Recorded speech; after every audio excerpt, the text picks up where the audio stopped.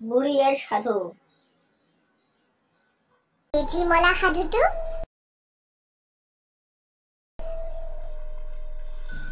এক সাউদৰ দুজনী ঘৈণীক আছিল। বৰজনীৰ এজনী মাথো ছোৱালী আছিল, তাইৰ নাম তেজীমলা। সৰুজনীৰ কোনো ল'ৰা ছোৱালী নাছিল।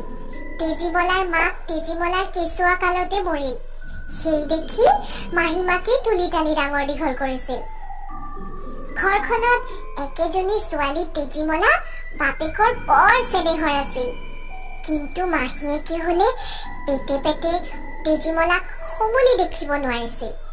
কেৱল গিৰিয়েকৰ ভয়তহে তাই তেজীমলাক প্ৰতিপাল কৰি ডাঙৰ দীঘল কৰিবলগীয়াত পৰিছিল। আজি কালিকৈ তেজীমলা 10-11 বছৰীয়া হল। সেই গাঁৱৰে ভাল মানুহ এঘৰৰ সমনীয়া ছোৱালী এজনীৰে সৈতে বাপেকে সখী বন্ধাই দিলে। তেজীমলাৰ বাপেক বেপেৰুৱা মানুহ, বেহা বেপাৰলৈ নগলে নচলে। সেই দেখি সততে তেওঁ চাৰিওফালে বেহাই ফুৰিবলগীয়াত পৰে।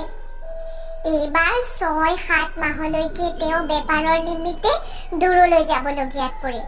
সেই দেখি তেওঁ যাবৰ সময়ত ঘৈণীয়েকক ওচৰলৈ মাতি আনি তেওঁৰ অতি আদৰুৱা তেজীমলাক ঘৈণীয়েকৰ হাতত গতাই দি ক'লে যে এইবাৰ মই 6-7 মাহলৈ বিদেশলৈ যাওঁ।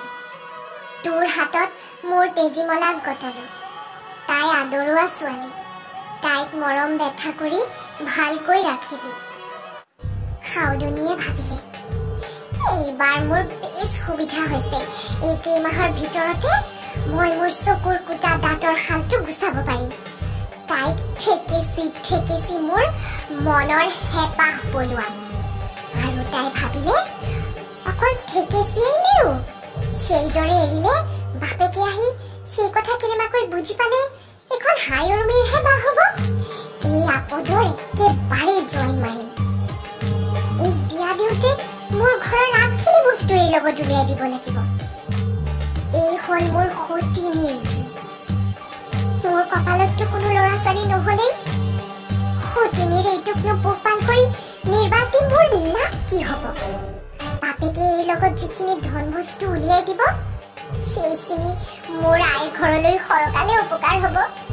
হেন জানি এই দেউতাক উভতি অহাৰ আগতেই এটা বুদ্ধি কৰি এই ৰোড পেলাব লাগিব।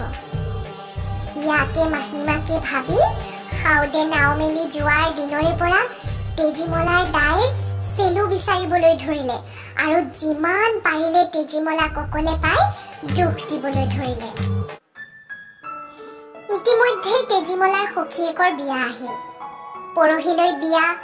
সখীয়েকৰ ঘৰৰ পৰা তেজীমলাক বিয়ালৈ মাতি পঠিয়ালে।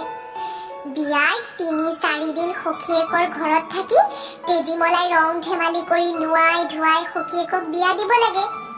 তেজীমলাৰো বৰ হেঁপাহ যে বিয়াৰ কেইদিন সখীয়েকৰ ঘৰত থাকি ৰং ধেমালি কৰি তাই বিয়া খাব।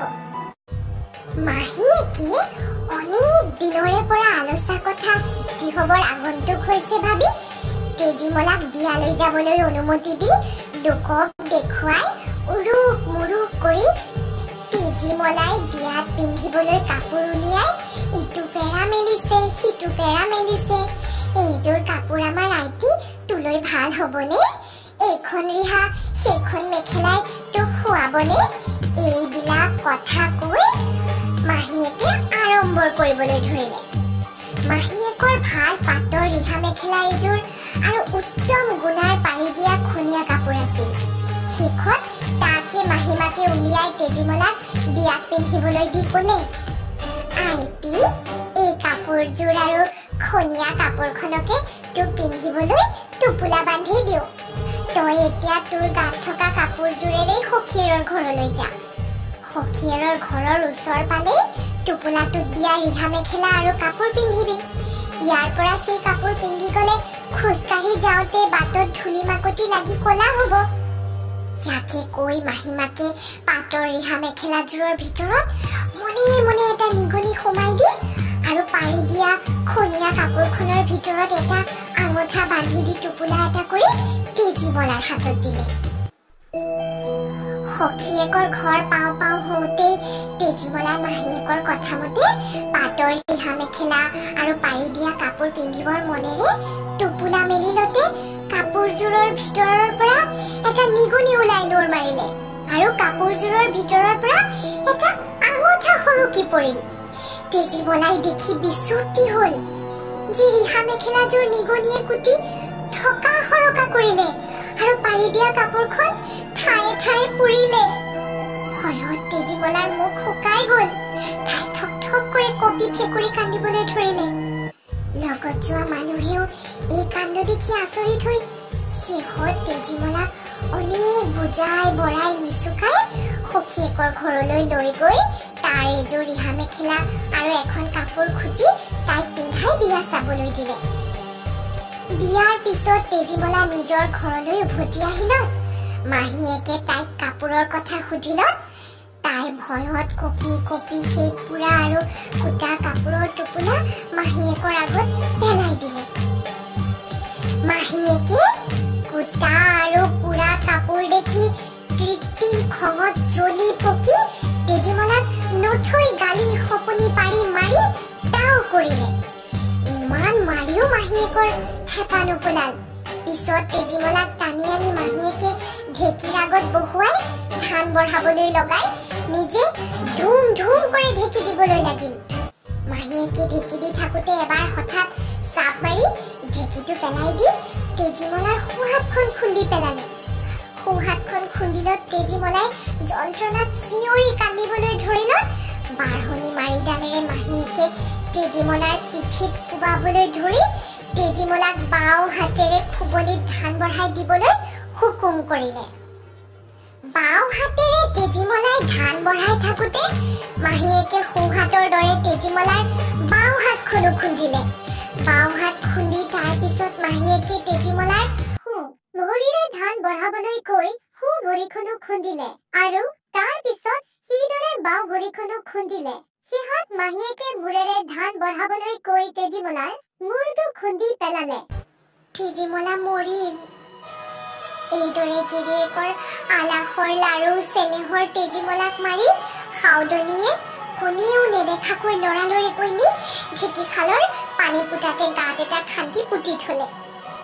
তেজীমলাক পুতা ঠাইডোখৰত কিছুদিনৰ মূৰত এজোপা লাও গছ গজি লহপহ কৰি ডাঙৰ হল আৰু গছ বহৰি বঢ়িয়া একোটা লাও লাগিল।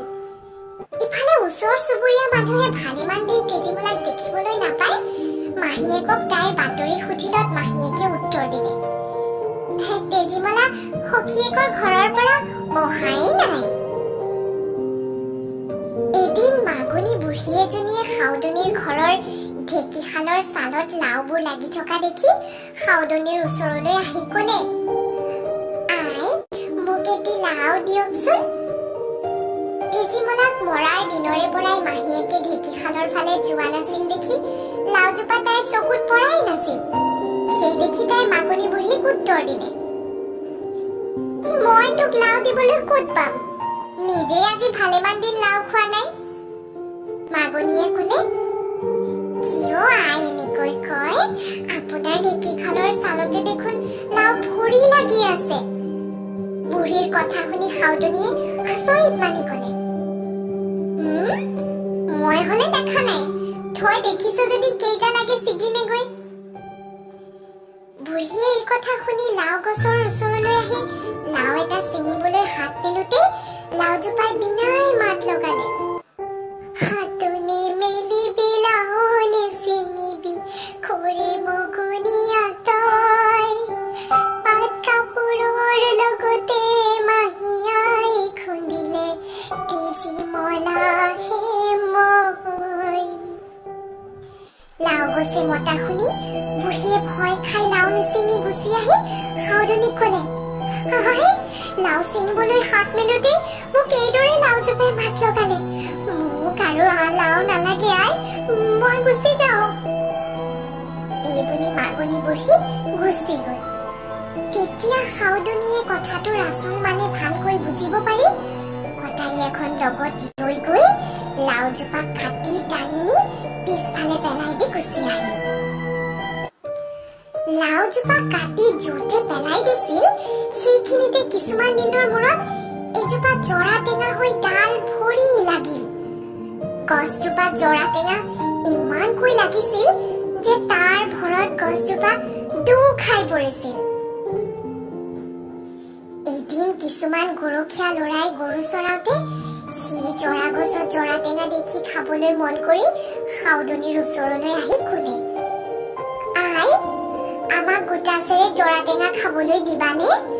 সাউদনীয়ে, আও, মই ক'ত জৰা পাম বুলি ক'লত সিহঁতে ক'লে, কিয় আই, আপোনাৰ বাৰীৰ পিছফালে এজোপা জৰা গছত জৰা টেঙা দেখোন ভৰি লাগি আছে। সিহঁতৰ কথা শুনি সাউদনীয়ে আচৰিত মানি ক'লে, মই হলে ক'ত জৰা টেঙা লাগিছে দেখা নাই, তহঁতে দেখিছ যদি কিমান লাগে পাৰিমেগৈ। সাউদনীৰ হুকুম পাই গৰখীয়া ল'ৰাকেইটাই জৰা টেঙাৰ কাষলৈ গৈ জৰা টেঙা পাৰিব খোজোতে গছজোপাই বিনাই মাত লগালে, ভাইও বোলো মই, ককায়ো বোলো মই, গাঁৱৰে গৰখীয়া, হাতনি মেলিবি জৰাও নিচিঙিবি, ঘৰলৈ উভতি যা, পাত কাপোৰৰ লগতে মাহিয়াই খুন্দিলে, মইহে তেজীমলা। গৰখীয়া ল'ৰাহঁতে এই বিননি শুনি কিবা দেওভূত গছজোপাত আছে বুলি জৰা টেঙা নিচিঙি তাৰ পৰা আহি সাউদনীক এই কথা কৈ গুচি গ'ল। সাউদনীৰ চাট কৰি মনত পৰিল যে তাই লাও গছজোপা কাটি সেইখিনিতে পেলাইছিল। এই কথা মনত পৰিলত তাই বুজিলে যে তেজীমলাইহে জৰা হৈ আছে। ইয়াকে ভাবি সাউদনীয়ে জৰা গছজোপা কাটি নৈত উটাই দিলে। জৰা গছজোপা নৈত উটি গৈ ওচৰৰে ঘুলি এটাত ৰৈ এজোপা পদুম হৈ এটা সুন্দৰ ফুলেৰে জকমকীয়া হল। কিছুদিনৰ মূৰত বেহা বেপাৰ কৰি সেই নৈয়ে দিয়েই তেজীমলাৰ বাপেক নাৱেৰে আহোঁতে নৈৰ ঘুলিত গছজোপাত সুন্দৰ পদুম ফুল এটা ফুলি থকা দেখি তেজীমলালৈ সেই ফুলটো লৈ যাওঁ বুলি ভাবি নাৱৰীয়া এটাক সেই ফুলটো ছিঙি আনিবলৈ ক'লে। নাৱৰীয়াটোৱে ফুলটো ছিঙিবলৈ হাত মেলোতে পদুমে বিনাই গালে, হাতনে মেলিবি ফুলনি ছিঙিবি, কৰে নাৱৰীয়া তই, পাত কাপোৰৰ লগতে মাহিয়াই খুন্দিলে, তেজীমলাহে মই। ফুলে বিনোৱা দেখি নাৱৰীয়াটোৱে ভয় খাই সাউদক ক'লত, সাউদে সেইটো কিনো চাওঁ বুলি ওচৰ চাপি গৈ ফুলটো ছিঙিবলৈ হাত মেলোতে ফুলে বিনাই মাতিলে, হাতনে মেলিবা ফুলনি ছিঙিবা, চেনেহৰ পিতা দেউৱে, পাত কাপোৰৰ লগতে মাহিয়াই খুন্দিলে, তেজীমলাহে মই। বাপেকে তেজীমলাৰ মাহীয়েকৰ স্বভাৱৰ কথা আগৰ পৰাই জানি থৈছিল। সেইকাৰণে ভাবিলে যে এইজনী নিশ্চয় তেজীমলা। ইয়াকে ভাবি সাউদে তেওঁৰ বাওঁ হাতত মুখৰ তামোল এখনৰ চুবা আৰু সোঁ হাতত এটা লাডু লৈ ক'লে, যদি তই মোৰ তেজীমলাহে হয় তেন্তে নিশ্চয় তই খালি কাটি হৈ উৰি আহি মোৰ হাতত পৰি এই চুবাটি খাবি, আৰু যদিহে নহয় আন কোনোবাহে হয় তেন্তে লাডুটো নিবি। এই বুলি তেওঁ ক'লতে পদুম ফুলটি শালিকা ইতি হৈ উৰি আহি তেওঁৰ হাতত পৰি চুবাটি খালে। বাপেকে তেতিয়া সেটি তেজীমলা বুলি নিশ্চয়কৈ জানি শালিকাটি এটা সজাত সোমাই লৈ আহিল। সাউদে ঘৰ পাই ঘৈণীয়েকক সুধিলে, তেজীমলা কলৈ গ'ল? ঘৈণীয়েকে ক'লে, মোমায়েকৰ ঘৰলৈ গ'ল। সদাগৰে ঘুকুটি ঘুকুটি প্ৰশ্ন কৰি আচল কথাটো উলিয়াই হৈ কঢ়ালে। ইয়াৰ পিছত শালিকাটিৰ গাত নিজৰ পানী গামোচাখন তেওঁ পেলাই দি ক'লে, যদি তই মোৰ তেজীমলাহে আৰু তোৰ যদি মোলৈ মৰম আছে, এই গামোচাখন পিন্ধি তই মানুহ হবি। এই কথা শুনি তেজীমলা তেতিয়াই আগৰ দৰে হ'ল আৰু সাউদে ঘৈণীয়েকক ঘৰৰ পৰা তেতিয়াই খেদাই দিলে। সাধুটোক কেনেকুৱা পালে লাইক কমেণ্ট শ্বেয়াৰ কৰি জনাব, লগতে ছাবস্ক্ৰাইব ক্লিক কৰি দিব আৰু মোৰ টেলিগ্ৰাম চেনেলটো যাওক আৰু সাধু কথাবোৰ ডাউনলোড কৰক।